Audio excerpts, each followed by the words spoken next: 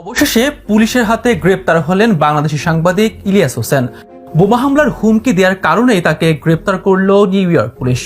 আত্মগোপন করে এবং বারবার নিজের অবস্থান পরিবর্তন করেও শেষ রক্ষা হয়নি তার। যে সাংবাদিক ইলিয়াস হোসেনকে তৃতীয়বারের মতো গ্রেপ্তার করা হয়েছে, আর আজকে আপনার তাকে আটক করেছে নিউ ইয়র্ক পুলিশ। গত 17 ফেব্রুয়ারি রাত থেকেই তাকে খোঁজ শুরু করেছিল নিউ ইয়র্কের পুলিশ ডিপার্টমেন্ট। আমি যেই নিউজটা করেছিলাম সেটা আসলে রিসেন্টলির ঘটনা ছিল। অনেকে আমার ইনবক্সেও বিভিন্ন জায়গায় সাংবাদিক ইলিয়াসের ওনাকে যে খুঁজছে নিউ ইয়র্ক পুলিশ, ওইটার কিছু যে ছবিগুলো আপনারা দেখছেন এরকম নাকি ঝুলাইছে, এগুলো আমারও পাঠাইছিল। কিন্তু পত্রিকাতে আমাকে নিয়ে 6 ঘন্টা আটকে রেখেছে, আমার বিরুদ্ধে নাকি বিভিন্ন পোস্টারে দেয়ালে পোস্টার লাগিয়েছে, আমার হাজার হাজার কোটি টাকার সম্পত্তি পুলিশ নাকি আমাকে দাবড়াচ্ছে, এই সেই যা মনে চায় বলুক, আমার ওগুলি নিয়ে কোনো সমস্যা নাই। কিন্তু সেখানে একটা সত্য কথা আছে, সেটা হচ্ছে বিএনপি নেত্রীর মামলায় আমি নাকি গ্রেপ্তার। আসসালামু আলাইকুম সম্মানিত দর্শক শ্রোতা, বাংলাদেশের সাংবাদিক ইলিয়াস যে নিউ ইয়র্কে রয়েছেন তাকে নাকি নিউ ইয়র্কের পুলিশ গ্রেপ্তার করেছে, এরকম একটি চাঞ্চল্যকর তথ্য ইতিমধ্যে সোশ্যাল মিডিয়ার মাধ্যমে ব্যাপক পরিমাণে ভাইরাল। আপনাদেরকে দেখাবো সেই ভিডিওটি। অন্যদিকে সাংবাদিক নিজে খুদ এসে যা বলতেছেন, কার কথায় বা কার বিরুদ্ধে অভিযোগ তুলতেছেন, আপনাদেরকে দেখাবো বিস্তারিত সেই ভিডিওটি। সম্পূর্ণ ভিডিওটি দেখার অনুরোধ রেখেই শুরু করছি আজকের ভিডিও। মূল ভিডিওতে যাওয়ার আগে ছোট্ট করে আপনার কাছে একটি অনুরোধ, যদি আমাদের এই চ্যানেলটিকে আপনি নতুন দর্শক হয়ে থাকেন তাহলে অবশ্যই সাবস্ক্রাইব করে আমাদের সঙ্গে থাকবেন।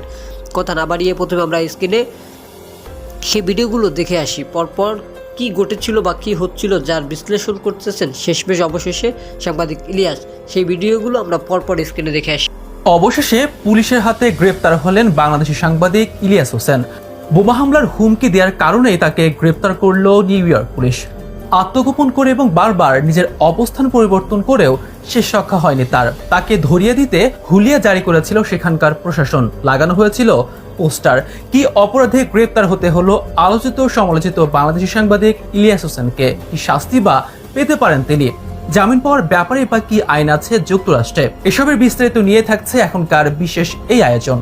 ইলিয়াস হোসেন তবে দেশব্যাপী সাংবাদিক ইলিয়াস নামে বেশি পরিচিত। দেশের একটি প্রথম সারির টিভি চ্যানেলে সাংবাদিকতা করার সময় করে বসেন নানা বিতর্কিত মন্তব্য। শুরু হয় আলোচনা সমালোচনা, এরপর দেশ ছেড়ে পালিয়ে যান তিনি, আশ্রয় নেন যুক্তরাষ্ট্রে। সেখান থেকে হয়ে ওঠেন অনলাইন অ্যাক্টিভিস্ট। তবে সেই অ্যাক্টিভিটিতেও নানা সময় নানা মন্তব্য করে হয়েছেন সমালোচিত, এমনকি হয়েছেন মামলার আসামিও। এবার দেশের বাইরে যুক্তরাষ্ট্রের আইনের বিরুদ্ধে কাজ করে হলেন গ্রেফতার। অনলাইন অ্যাক্টিভিস্ট জ্যাকব মিল্টন ও তার বোন যুক্তরাষ্ট্র বিএনপি নেত্রী নিরু নিরার করা মানহানি মামলায় নিউ ইয়র্ক পুলিশ গ্রেফতার করেছে তাকে। 18 ফেব্রুয়ারি স্থানীয় সময় রোববার সকালে তাকে গ্রেফতার করা হয়। ইলিয়াসের বিরুদ্ধে অভিযোগ, গত 20 জানুয়ারি দুপুরে মিল্টন জ্যাকবকে ফোন করে তার বাড়িতে বোমা নিয়ে আসবেন বলে হুমকি দেন ইলিয়াস। জ্যাকব মিল্টন ও প্রিমা রাব্বানিকে নিয়ে সামাজিক যোগাযোগ মাধ্যমে ভিডিও প্রকাশ করেন ইলিয়াস। তবে ভিডিওটি মানহানিকর ও ভিত্তিহীন দাবি করে মিল্টন ও প্রিমা রাব্বানি সিভিল ও ক্রিমিনাল আইনে ইলিয়াস হোসেনের বিরুদ্ধে মামলা করেন। এরই পরিপ্রেক্ষিতে ইলিয়াসের বিরুদ্ধে গ্রেফতারি পরোয়ানা জারি করেন যুক্তরাষ্ট্রের আদালত। তখন এই মামলায় আদালতে আত্মসমর্পণ করে ইলিয়াসের জামিন আবেদনের শেষ দিন ছিল 1 ফেব্রুয়ারি। সেদিন নিউ ইয়র্কে পুলিশের কাছে আত্মসমর্পণ করে জামিন চান তিনি। তার বিরুদ্ধে দায়ের হওয়া মামলা জামিনযোগ্য হওয়ায় 6 ঘন্টা পর অর্থাৎ ওই দিনই 1 ফেব্রুয়ারি দুপুরে তাকে ছেড়ে দেওয়া হয়।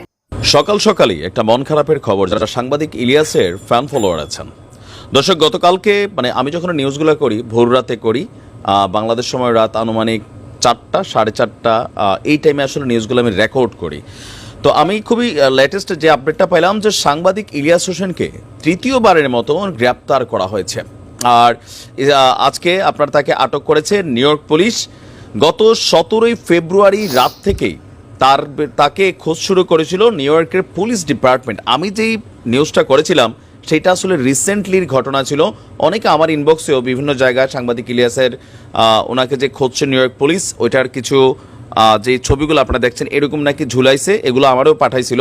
তা আমি ভাবছি হয়তো আগের, কিন্তু আজকে যখন গ্রেপ্তার হয়েছে বাংলাদেশের প্রথম সারির সবগুলো গণমাধ্যমে দিছে। এর আগে সাংবাদিক ইলিয়াস কিন্তু একটা লাইভে আসছিলেন যে বিএনপিকে 72 ঘন্টার আলটিমেটাম দিচ্ছেন। এখন সম্ভবত এই লাইভটা করার পরপরই সাথেই বা আনুমানিক আশেপাশের সময় সম্ভবত তিনি অ্যারেস্ট হয়েছেন। কারণ হচ্ছে কি, তিনি যখন লাইভ করছেন তথ্য প্রযুক্তির যুগে, আমেরিকা তো বোঝেনি, কারণ ওনার খোঁজ করা হচ্ছিল। তার উপর হুলিয়া জারির পর থেকে তিনি নানা সময় নিজের অবস্থান পরিবর্তন করছিলেন, এমনটাই বলা হয়েছে গণমাধ্যমে। ডিটেকটিভ ব্রায়ান গ্রাউন্ডশো, মানে নিউ ইয়র্ক পুলিশের যিনি ডিটেকটিভ আছেন, তিনি নিউ ইয়র্ক সময় সকালবেলা তাকে স্ট্যাটেন আইল্যান্ড থেকে গ্রেপ্তার করেছে। সাংবাদিকের সঙ্গে আলাপকালে ব্রায়ান বলছেন ইলিয়াস হোসেনকে জ্যামাইকার 113 হাজতখানাতে নেওয়া হয়েছে। আজকে সারাদিন তাকে কারাগারেই থাকতে হবে, আর মানে আজকে যে দিন শুরু হয়েছে আজকের দিনেই তাকে কোর্টে তোলা হবে জামিনের জন্য, আর সম্ভবত তিনি নিউ ইয়র্কের আইন অনুযায়ী তার যে মামলা সেটার এগেনস্টে তিনি জামিনও পেয়ে যাবেন। তো এর আগে আপনার বাংলাদেশের পররাষ্ট্র মন্ত্রণালয়ের একটি সূত্র বলেছিল যে সাংবাদিক ইলিয়াসকে ধরিয়ে দেওয়ার জন্য তার বাড়ির দরজা ও শহরের বিভিন্ন স্থানে ওয়ান্টেড, আমি পোস্টারটা যেটা দেখছেন এটা লাগিয়ে আপনার তার বিরুদ্ধে ইনফরমেশন দেওয়ার জন্য আপনার পুলিশের নাম্বারও দেওয়া হয়েছিল। বলা হয়েছিল ওই যে জ্যাকব মিল্টন, এখন এই জ্যাকব মিল্টন কিন্তু বিএনপির একজন বড়সড় রাঘব বোয়াল, এটা তো বোঝা গেছে। এখন সাংবাদিক ইলিয়াস 1-2-3 ধাপে আপনার মোটামুটি যে অ্যারেস্ট হয়েছে, আমি দেখলাম যে মোটামুটি ওনার বক্তব্যগুলো তো এনটি আওয়ামী লীগ মানে সোজাসুজি এগুলো বিএনপি বা জামাতের পক্ষেই যাচ্ছে। তো বিএনপির পক্ষ থেকে আসলে ওই রকম কোনো রকম অ্যাকশন রিয়াকশন বা কোনো বক্তব্য স্টেটমেন্ট স্টেটাস আসলে কোনো কিছু কিন্তু বিএনপি দেয় নাই। বিষয়টা যারা বিএনপির ফ্যান ফলোয়ার আছেন, আমি দেখছিলাম যে সাংবাদিক ইলিয়াসের যে সর্বশেষ লাইভটা ছিল বিএনপির 72 ঘন্টা আলটিমেটাম দেওয়ার, সেই লাইভে অনেকেই যারা আছেন সাংবাদিক ইলিয়াসের 99% মানুষ পছন্দ করেন, যারা বিএনপির সাপোর্টার 99% কিন্তু ইলিয়াসের পছন্দ করেন। এখন তারাও অনেকটা হতাশ হয়েছে বিএনপির বর্তমান অবস্থান নিয়ে। জানা গেছে যে অনলাইন অ্যাক্টিভিস্ট মিল্টন জ্যাকব এবং প্রিমা রব্বানির কুইন্স কাউন্টির ক্রিমিনাল আদালতে দায়ের করা মামলাতে আপনার এই মানে বারে বারে তিনি হয়তো অ্যারেস্ট হচ্ছেন। তো এখানে একটা বিষয় আছে, গত 2 দিন আগে সাংবাদিক ইলিয়াস একটা লাইভ করছিল, তো ওই সময় এই জ্যাকব মিল্টনকে নিয়ে খুব বেশি কথা বলে নাই, বলছিল যে একটা ঝামেলার মধ্যে আছে, খুব দ্রুত শেষ হয়ে যাবে। তো যেহেতু ধারাবাহিক অ্যারেস্ট হচ্ছে, বের হচ্ছে, সো সামথিং ফিশিং। এখন এটা কি মামলা হয়েছে, কি হবে সেটা হয়তো আমরা ভবিষ্যতে দেখতে পারবো। আজকে হয়তো তিনি জামিনে বের হয়ে যাবেন, সময় বলে দেবে। ভালো থাকুন, আসসালামু আলাইকুম। আসসালামু আলাইকুম। শিরোনাম এবং থাম্বনেল দেখি মনে হয় অনেকে বুঝতে পারছেন যে আজকে অস্বাভাবিক কিছু কথা বলতে হবে, যে কথাগুলি আসলে আমি বলতে চাই নাই।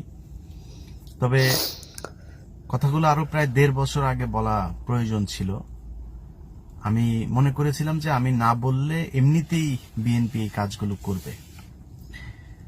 বিএনপিকে আমার এই ভিডিও আপলোড হওয়া থেকে শুরু করে 72 ঘন্টা সময় দিলাম। 72 ঘন্টার ভেতরে এখানে নিউ ইয়র্কের কমিটি যে 35 টাকার একটা মাল আছে, এই 35 টাকার মালকে বহিষ্কার করে তাকে বিএনপিতে অবাঞ্ছিত ঘোষণা করে। দর্শক শ্রোতা, আপনারা দেখলেন সম্পূর্ণ ভিডিওটি, যেখানে নিপুণ রায়ের যে বক্তব্য দিয়েছেন বা বর্তমান রাজনীতির প্রেক্ষাপটে রাজনীতি হয়ে গিয়েছে, রাজনীতির পরবর্তীতে কি হতে যাচ্ছে, তারা কি করতে যাচ্ছে, এ নিয়ে কিছু সংক্রান্ত একজনের বাড়িতে হামলা হয়েছে, এই নিয়ে সংক্রান্ত কিছু বক্তব্য দিয়েছেন তিনি ইতিমধ্যে। আপনারা দেখেছেন সেই ভিডিওতে। সম্পূর্ণ ভিডিওটি দেখার পরে আপনাদের কি মতামত রয়েছে, সেই মতামতটুকু অবশ্যই আমাদের কমেন্ট বক্সে জানিয়ে যাবেন। আজকের মতো এখানে বিদায় নিচ্ছি, দেখা হবে পরবর্তী এরকম কোনো আপডেট নিউজে। ততদিন সুস্থ থাকেন, ভালো থাকেন, আল্লাহ হাফেজ।